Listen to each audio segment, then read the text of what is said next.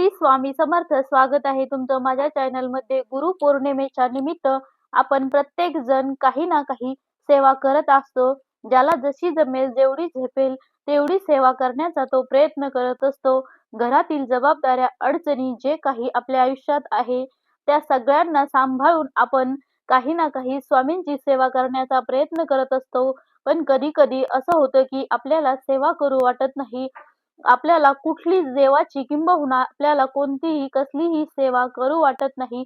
मग जर असं तुमच्या आयुष्यात घडत असेल तर या गुरुपौर्णिमेपर्यंत आपलं जे मन चंचल आहे, इकडे तिकडे भरकटत असतं, ते तुम्हाला स्थिर करायचं आहे, शांत करायचं आहे आणि स्वामी समर्थ महाराजांकडे आपल्याला आता सांगायचं आहे की तुम्ही किती दुःखात आहात, किती संकटात आहात, किती त्रासात आहात.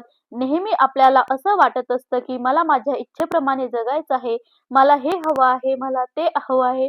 पण खरं सांगितलं तर स्वइच्छेने जगण्यापेक्षा आपल्या मालकांच्या म्हणजे स्वामी समर्थ महाराजांच्या इच्छेने जगण्याचा जो आनंद आहे तो कशातच नाही. कारण तेच खरं सुख आहे. आपल्याला नेहमी एखादी गोष्ट मिळावी यासाठी आपण अट्टहास करतो असतो, पण ते प्रयत्न करत असतो, पण त्यासाठी आपल्याला ते चांगलं आहे का हे तेवढं महत्वाचं असतं. स्वइच्छेने जगण्यापेक्षा आपले जगाचे चालक, पालक, मालक यांच्या इच्छेने आपण जगतो ना, तेव्हा खऱ्या अर्थाने तो आनंद असतो. आपल्याला स्वामी सेवेत आपण आलो आणि वाया गेला असं कोणीच नाही आहे. आपल्याला आपल्या परीने सेवा आपण करत असतो आणि नक्कीच महाराज आपल्याला त्याचं फळ देखील देत असतात. या जगातील सगळ्यात प्रभावशाली कुठली सेवा असेल तर ते आहे आपलं अखंड नामजप.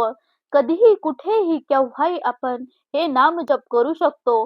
महाराजांचं नामजप करतो आणि महाराज नेहमी म्हणत असतात की जो माझं नामजप करतो मी त्याला आयुष्यभर जपत असतो. तुम्ही भलेही नवीन सेवेकरी आणि मुळात स्वामी सेवेमध्ये नवीन सेवेकरी, जुना सेवेकरी असा कुठलाच भाग नाही. सेवेकरी हा सेवेकरीच आहे. लेकरं हे लेकरेच असतात. मोठं काय आणि छोटं काय, लेकरं हे लेकरच असतात. स्वामी सेवेमध्ये किती वर्षापासून तुम्ही सेवा करता त्याच्यापेक्षा आपण स्वामी समर्थ महाराजांची किती सेवा केली, त्याचबरोबर आपले कर्म किती चांगले आहे ना, ते सुद्धा खूप महत्वाचं असतं. कधी-कधी आपल्या आयुष्यात असं होतं ना, की कोणाकडे काय सांगावं? कारण लोकांना आपण रडून सांगितलं तर ते आपलं ऐकून घेतात आणि हसून जगाला सांगतात. हे लोकं खरं तर तुमच्या आयुष्यात आता जरी दडपण आलंय, संकट आलीये, दुःख आलीये ना, तर हा व्हिडिओ पूर्ण बघा. स्वामी महाराजांकडे जा आणि आपल्या घरातील जे मंदिर, देवघर, स्वामींची मूर्ती, फोटो आहे, तिथे तुम्ही जाऊन थोडा वेळ बसा. महाराजांना तिथे जा आणि बोला, रडा, सांगा. तुम्हाला माहिती आहे, पण जर तुम्ही कोणाकडे कधीच रडायचं नाही, महाराजांना हीच आपली प्रार्थना करायची, की आयुष्यात कितीही वाईट वेळ येऊ दे, मी स्वामी तुम्ही माझं रक्षण करा आणि कोणाकडे आपण रडायचं नाही. वाईट वेळ ही येणार नाही, कारण लोकं आपल्याकडून ऐकून घेतात आणि जगाला आपली टिंगल-टवाळी करून सांगतात. काही लोकांना आपल्याला ना सांगायची फार सवय असते.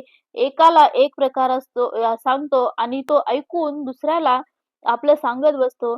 एखाद्याला सांगितलं तर ते आपल्याला जरा बरं वाटेल, कोणाला तरी काहीतरी सांगितलं, पण खरं तर लोकं काय करतात, ते अजून 4 लोकांना सांगतात. पण इथे हे बसलेले आहे ना, इथे सांगा, इथे रडा, रागवा, मन शांत होईल. आपण लगेच काही मिनिटांनी आपल्या कामाला लागतो. महाराज नेहमी म्हणायचे, की जो माझ्यासमोर झुकतो ना, त्याला आयुष्यात कधीच कुणासमोर झुकायची गरज पडत नाही. खरं तर स्वामी समोरच नतमस्तक व्हा आणि नेहमी स्वामी महाराजांनाच तुमच्याकडे नेहमी स्वामी पुढेच झुका आणि स्वामींना सांगा की महाराज मला तुमच्याशिवाय कुणाकडेच झुकण्याची वेळ येऊ देऊ नका. स्वामींच्या इच्छेने आपण जगतोय. आज त्यांनी जरी दुःख दिलं आहे, काही अडचणी आपल्या आयुष्यात आल्या आहेत, स्वामी महाराज तुम्ही आहात ना सोबत. बस आता मला कशाचीही भीती नाही. महाराज आहे ना, चला मी हे करायला तयार आहे. मालक आपले जे आई बाप बंधू गुरु सगळं जे आहे ते स्वामी महाराज आहेत आणि त्यांच्या इच्छेने आपण जीवन जगतो. आपल्याला माहिती आहे की बसलेले आहेत हे सगळे निस्तारणार आहेत आणि आपण असं म्हणून स्वामींचं नामजप करणं सोडायचं नाही. चांगले कर्म करा. आपल्यावर जर सांगितलं असतं ना, की तुमच्या राशीला साडेसाती आहे, हे खराब आहे, गुरु खराब आहे, हे खराब झालं, ते खराब झालं. आपल्या मनात काय असतं, माझे कर्म चांगले आहे ना, मी महाराजांची सेवा करते, मग माझं नक्कीच चांगलं होणार आहे. तुमचं गुरुबळ किती खराब असेल किंवा तुमचे ग्रह, नक्षत्र, तारे कितीही खराब असतील, ज्या घरात महाराजांची सेवा होते, स्वामी चरित्र, गुरुचरित्र, आपल्या कुलदेवीची सेवा सगळं होतं. त्याच्या पलीकडे तुम्ही कर्म पण चांगले करता. मग तुमचे कर्म चांगले ना, तू चांगली ना, तू कशाला घाबरते? कारण ज्याचे कर्म चांगले आहे त्याला अजिबात घाबरायचे हे आपल्याला माहीत आहे. हे आपल्या युनिव्हर्सचा, ब्रह्मांड नायकाचा नियम आहे. मी जर आज चांगलं दिलं तर माझ्याकडे चांगलंच येणार आहे, चांगलंच घडणार आहे. कळत-नकळत ते मला चांगल्या स्वरूपात मला ते मिळणार आहे. पण मी जर वाईट कुणाचं केलं किंवा वाईट घडलं तर दिलं तर माझ्याकडून एखाद्याबद्दल ईर्ष्या निर्माण झाली तर एखाद्याबद्दल मी वाईट केलं तर कितीही गाजावाजा केला आणि कितीही नामजप केलं तरीही फिरून ते माझ्याकडेच येणार आहे. थोडक्यात काय, तुमचे कर्म, तुमची नीतिमत्ता एखाद्या चांगलं झालं जो आनंद होतो ना, तर तो आनंद हा स्वामींना आवडतो. एखाद्याने जर कुणी घर घेतलं किंवा कुणी कुठे बाहेर गेलं, तर हा आनंद आपल्याला आतून झाला पाहिजे आणि हीच खरी स्वामींची कृपा असते. मग कोणाकडून कोणती सेवा करून घ्यायची, कोणाकडून काय करून घ्यायचं हे स्वतः स्वामी महाराजांनी ठरवलेलं असतं. आपण फक्त निमित्त मात्र आहोत. त्यांच्या म्हणण्यानुसार चाललंय. महाराज तुम्ही जसं म्हणता तसं आणि त्यांच्या इच्छेने जेव्हा जगतो ना, खऱ्या अर्थाने ते सुख असतं आणि ते सुख प्रत्येकाच्या आयुष्यात नसतं. कारण जगासुखी नाही असा कोण, पण जो हे जे दिलंय त्याच्यासाठी कृतज्ञता बाळगा. भूतकाळ कसा होता हे बघू नका. माझा वर्तमान काळ बघा किती छान आहे आणि मला माहित आहे की माझा भविष्यकाळ अजूनही 10 पटीने चांगला येणार आहे. ही जेव्हा भावना येते तेव्हा खरी स्वामींची कृपा आपल्यावर होते. कारण आपण म्हणतो की माणसाने नेहमी सुखाने, समाधानाने, आनंदाने जगावं. जे आहे ना त्याच्यासाठी खरंच आभार माना, कृतज्ञता माना. ही कृतज्ञता खूप महत्वाची आहे. महाराज तुम्ही दुःख दिलं ना, पण सुखही माझ्याकडे येणार आहे. माझं खूप चांगलं आहे. ह्याचा आयुष्यात खूप छान दिवस येणार आहेत. हे आजचे दिवस निघून जातील. कोणाचेही दिवस निघून जातात. पण फक्त एक आहे या वाईट दिवसात पण स्वामी समर्थ महाराजांना जो कधीच विसरत नाही, कधीच सोडत नाही. त्यांच्यावर आपण कितीही वाईट वेळ आली तरी आपण स्वामी समर्थ महाराजांची सेवा करतो.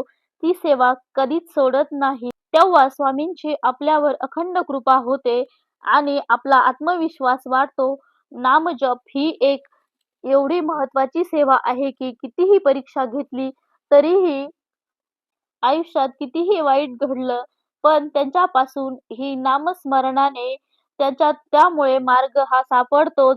म्हणून ही नामस्मरणाची सेवा ही गुरुपौर्णिमेपर्यंत आपल्याला स्वामींच्या गुरूंच्या चरणी अर्पण करायचे आहे आणि आयुष्य हे सोन्यासारखं आपल्याला उजळून काढायचं आहे. हा व्हिडिओ मी इथेच थांबवत आहे. व्हिडिओ आवडला असेल तर चॅनलला लाईक, शेअर, सबस्क्राईब करा. श्री स्वामी समर्थ.